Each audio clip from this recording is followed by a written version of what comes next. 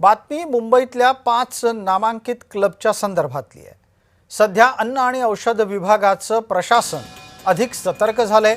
अनेक ठिकाणी त्यांची तपासणी आणि छापेमारी सुरू आहे। याच निमित्तानं मुंबईतल्या 5 नामांकित क्लबचे अन्न परवाने निलंबित करण्यात आलेले आहेत।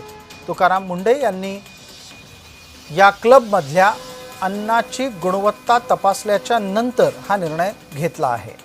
स्वच्छता आणि अन्न सुरक्षा नियमांचं उल्लंघन झाल्याची माहिती या तपासणीमध्ये स्पष्टपणे समोर आली आहे। या क्लबच्या बाबतीतला महत्त्वाचा तपशील आता आपल्या समोर येतोय।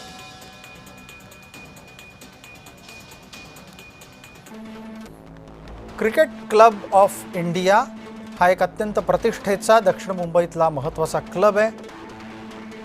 याचा परवाना अन्न परवाना रद्द करण्यात आला आहे। आर.के. जुहू जिमखाना याचाही अन्न परवाना रद्द करण्यात आलेला आहे। अपर्णा जुहू जिमखाना याचाही अन्न परवाना रद्द करण्यात आला आहे।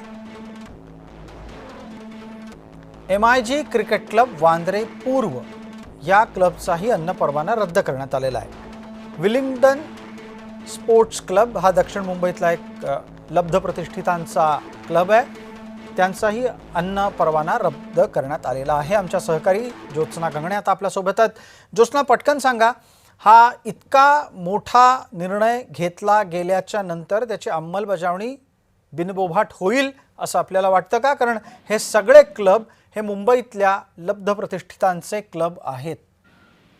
आतापर्यंत तुकाराम मुंडे यांची कारवाई पाहता जी आहे ते तत्काळ अंमलबजावणी हेच त्यांचं आतापर्यंतचं त्यांच्या कारवाईचं एक तत्व राहिलेलं आहे। त्यामुळे मुंबईतल्या ज्या 5 नामांकित क्लबचे जे परवाने आहेत ते तात्काळ प्रभावाने निलंबित करण्यात आलेले आहे। FDA म्हणजेच अन्न आणि प्रशासनाची मोठी कारवाई आहे आणि याच्यामध्ये सर्वात गंभीर जे 2 जे आहेत जे नियमाचं उल्लंघन झालेलं आहे ते म्हणजे स्वच्छता आणि दुसरी म्हणजे अन्न सुरक्षा। अन्न सुरक्षेमध्ये व्हॅलिडिटी नसलेले किंवा किडे झुरळ वगैरे असे अन्न पदार्थांमध्ये जी भेसळ असते त्या प्रकारचं जे काही त्रुटी आढळतात त्या प्रकारच्या काही नियमांचं उल्लंघन आढळतात त्या नियमाच्या अंतर्गत जे आहे ते या 5 क्लबवरती जी आहे ती कारवाई करण्यात आलेली आहे।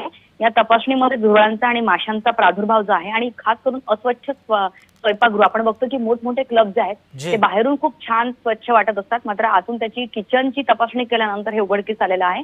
या कारवाईमध्ये 11 परवाने निलंबित करण्यात आलेत आणि 12 आस्थापनांना सुधारणा नोटीस देण्यात आलेली आहे। याचा अर्थ 11 जे आहेत निलंबित म्हणजे तत्काळ ते बंद करण्यात येतात आणि 12 सुधारणा नोटीस देण्यात आली आहे। सोप्या शब्दात या क्लबमध्ये आता जर समजा तुम्ही आज गेलात तर तुम्हाला जेवायला मिळणार नाही, हे असं समजायचं का?